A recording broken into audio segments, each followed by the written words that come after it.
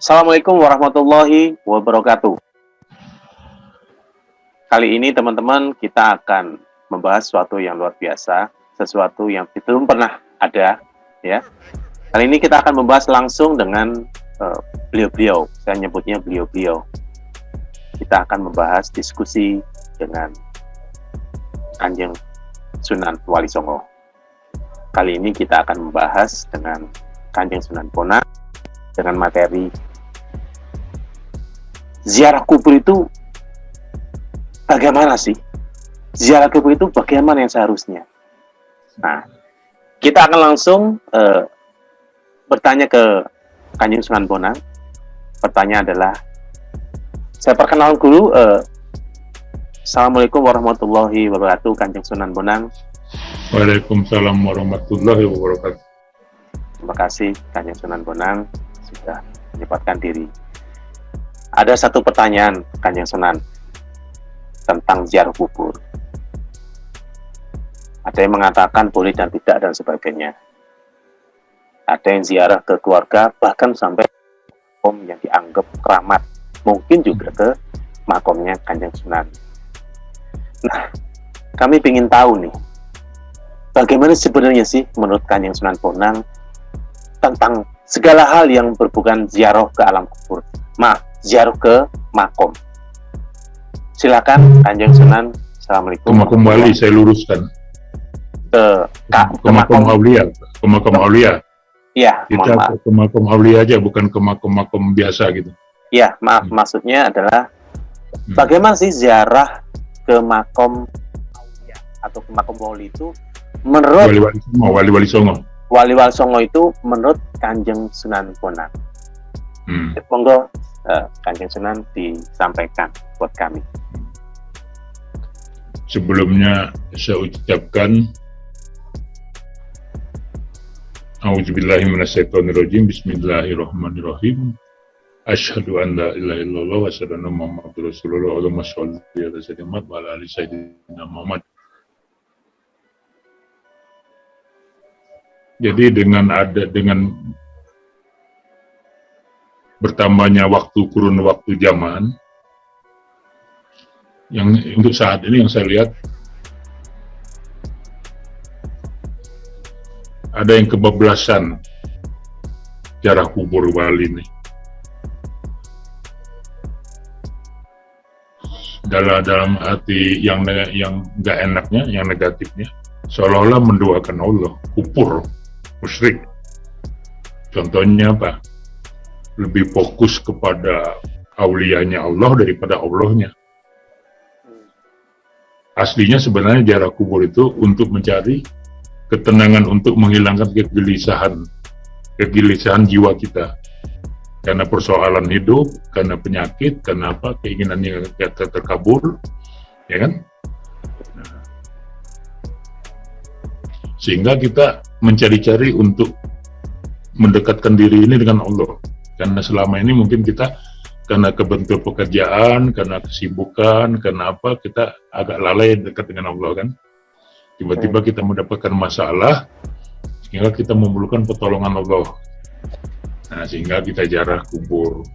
Karena ada yang dari segi negatifnya Pak, seolah-olah makom wali itu adalah suatu alternatif. Obat lah. Nah, obat kegelisahan apa-apa sebenarnya kan. Kalau kita mau ambil dari ininya, yang ilmu haknya, ya manfaat bagi yang ziarah ya cuma 10%.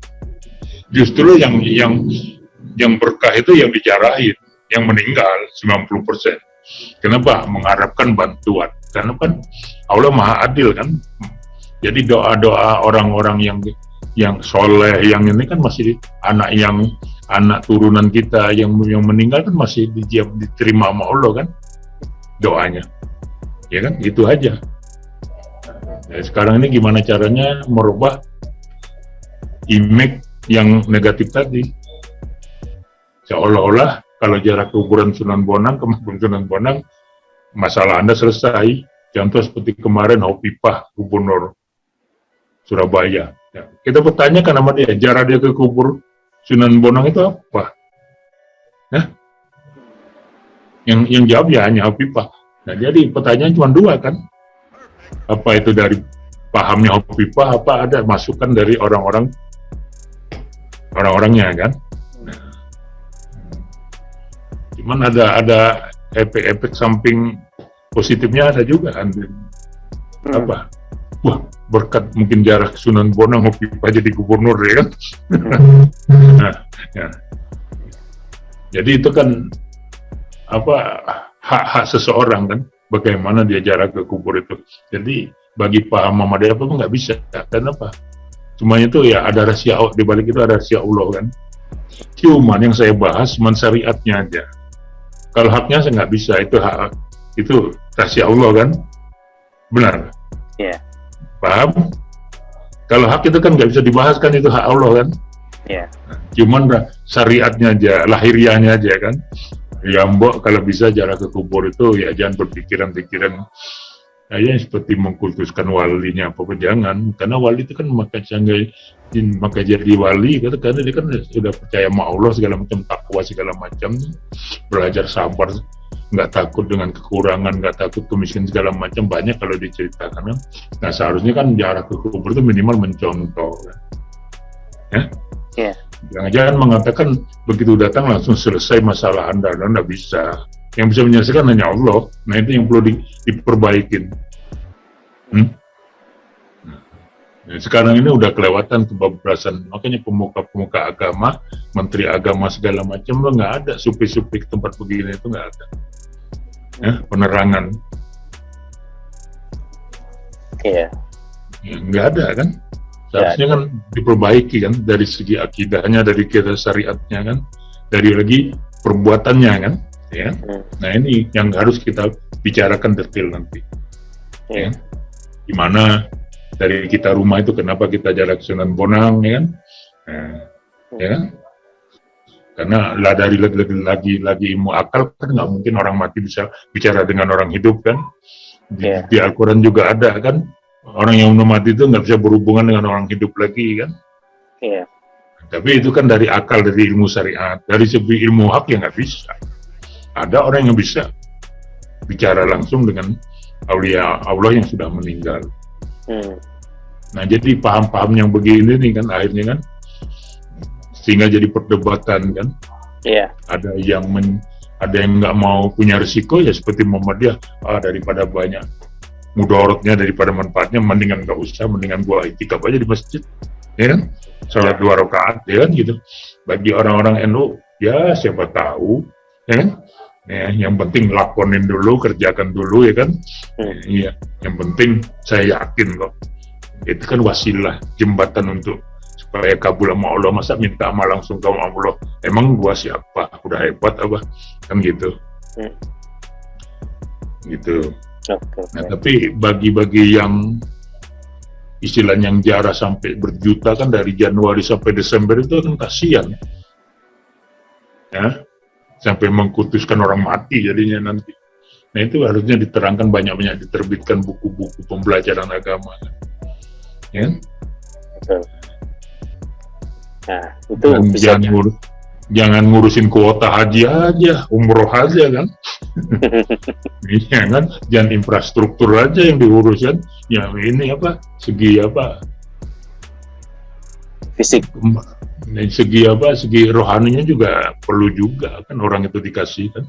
Jangan dikasih jasmaninya aja oleh presiden mah, dipikirkan rohaninya juga harus dipikirkan kan.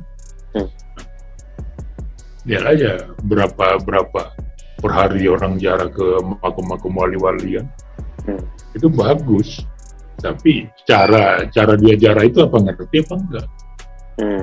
Maksudnya kan aslinya begitu habis jarak dia berjanji sama dirinya sendiri, insya Allah ya Allah akan saya tingkatkan ibadah saya, sholat saya nanti ke masjid berjamaah, akan saya usahakan sholat duha, puasa Senin Kamis, sholat malam. Itu seharusnya.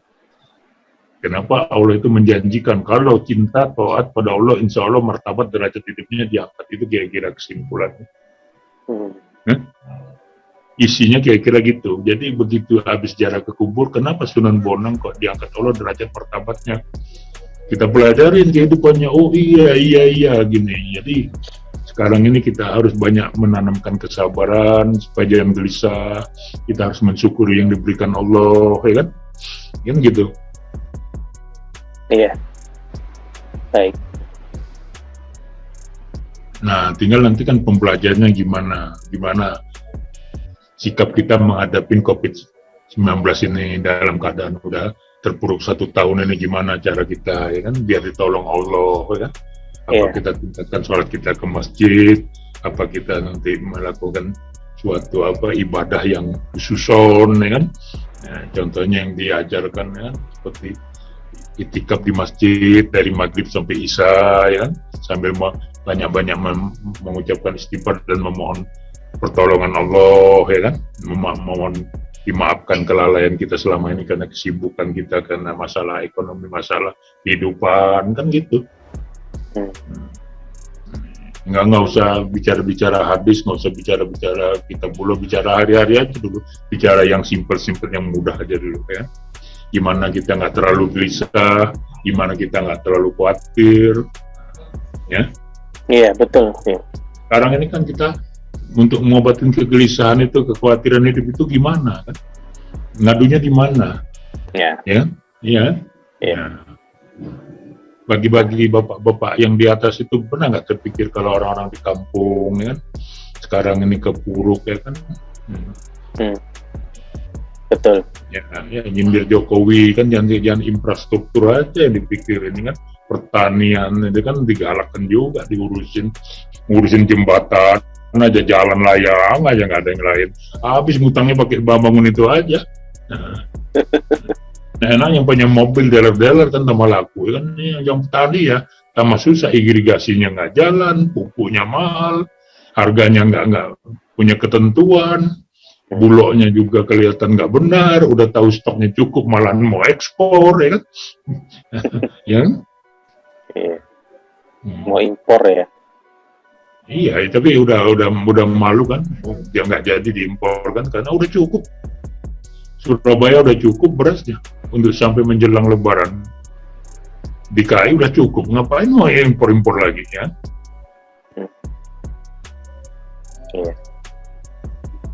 Kedua yang ingin ditanyakan bukan masalah simpel ke aja sih. Gimana sih yang biar hidup ini damai, nggak gelisah, nggak khawatir, ya kan? Biar rezeki itu cukup, ya kan? Ya. Itu pengennya gitu. Apa yang harus saya perbuat, ya kan? Apa saya tingkatkan sholat saya, gimana caranya sholat khusyuk itu, kan? Ya? Nah, itu langsung bisa dijelaskan aja kan, nanti berseri ini ya. Ya, karena sholat khusyuk itu kan harus ada ilmunya. Contoh, kenapa wudhu itu orang yang udah tahu ilmunya, wudhu dia kan nggak khusyuk, nggak gerasak-gerusuk kan? Kenapa? Dia membasuh tangan ada doanya, dia mencuci tangan sampai ke sikunya ada doanya, dia mencuci mulutnya ada doanya. Gak mungkin kan cepat, karena ada ilmunya kan, ada caranya, ada aturannya. Nah kalau nggak ada ilmunya dia main-main gitu aja. Nah, makanya dikatakan Rasul, hadisnya kan ini daunnya Rasul kan, bukan. Kalau wudhunya aja udah nggak benar, gimana sholatnya mau benar? Kan gitu. Oh, jadi dipikir-pikir setelah diskusi gini, berkah itu, barokah itu, nikmat itu asalnya apa? Asalnya apa? Jiwa kita yang teduh, pikiran kita yang cerdas, ya kan? Nah, sifat kita yang menerima sabar, hawa nafsu kita bisa kendalikan, ya. Nah itu harus dilatih. Makanya latihan untuk menghilangkan hawa nafsu yang kotor segala macam itu ya latihannya itu di sholat. Makanya lihat aja orang-orang yang sholat tepat waktu di masjid berjamaah, pasti dia punya ketenangan, punya kesabaran, nggak susu orangnya, nggak buru-buru, ya kan? Dan hidupnya itu udah terkondisi dengan teratur gitu ya. Teratur kan ya? Iya. Setengah jam mau zuhur dia udah siap-siap, ya kan? Dia nggak mikirin dagangannya mau laku lagi, pokoknya mau tutup aja dulu karena mau sholat, ya. Ya kita perbaikin lah dalam kita beragama. Iya. itu nanti bisa dijelaskan lagi di video-video lain tuh yang Iya. berserian. Memang saat ini pembukaannya adalah tentang ziarah ya, tapi kan bisa berkembang nanti ya nggak? Nanti ilmu kanuragannya. Wih, Kanuragan tuh kenapa dibalik jiwa yang sehat, jasmaninya harus sehat kan? Kenapa? Mata nggak boleh sakit, kuping nggak boleh, segalanya nggak boleh, harus sehat semua. Baru nanti hawa yang baik itu bisa masuk ke hati nurani, ke kolbu kan gitu. Nanti gimana caranya kan? wah mantap tuh yang kanuragan. Wah, Ya, saya senang yang ini, yang kanuragan karena tasawuf. wah, Saya mantap. senang klinik goib. Wah, mantap itu ya. Saya yang senang yang goib ya. Karena diri manusia, kalau jasmaninya saya nggak mau ngebahas, tapi membahas rohaninya. Gimana itu hawa nafsu, gimana itu hati, kan? Gimana itu insting naluri, perasaan, akal, pikiran. Akal dengan pikiran beda. Akal dan pikiran beda ya. Beda. Akal itu cara cari alternatif kan. Pikiran itu keputusan dari alternatif tadi kan. Akal gimana caranya keluar rumah tapi nggak punya modal, cuman tujuan mau ke Bogor, naik mobil harus bayaran gini. Pikiran nanti yang nyetelnya pikiran, kamu harus begini gini kan. Nah ini akal, ya oke. Baru nanti ayo hawa nafsu nggak usah malas-malas, ayo berangkat kita kan gitu. Nah, baru hati nanti ada keyakinan, kemantapan, ya udah, masa nggak ada pertolongan Allah kan gitu. Kan ada ada hubungan kan, Urutannya ya, urutan ada tahap-tahapnya kan, tahapan-tahapannya ya. tahap-tahapannya. Begitu juga kita untuk pendekatan dengan Allah ada tahap-tahapannya, nggak bisa kita langsung. Makanya kalau paham orang NU itu wasilah kan perantara. Kalau Muhammadiyah enggak, bukan perantara yang dipahami Muhammadiyah, tapi ada perbuatan-perbuatan yang harus kita lakukan tahap demi tahap ya. Contohnya Muhammadiyah itu kan menjaga istiqomahnya, itu Muhammadiyah kan. Harus 5 waktu di masjid ya kan. Orang Muhammadiyah nggak ada kan, jarang dia sholatnya mau sendirian, maunya berjamaah di masjid. Ya, benar. Iya. Itu kelebihannya kan. Kedua, orang Muhammadiyah itu enggak, pokoknya ya saya profesi saya begini, kerja saya gini, kepanet saya, udah saya jalanin aja. Yang penting saya udah minta tolong sama Allah, keputusan terakhir ya itu hak Allah. Nggak ada pakai wasilah kesana kesini, nggak ada kan gitu. Semuanya tuh tergantung dari kitanya kan. Yang penting masih dalam koridor yang diridhoin Allah, yang disukai Allah ya kan. Yang penting jangan keluar dari koridornya Allah aja, itu aja kan. Nah,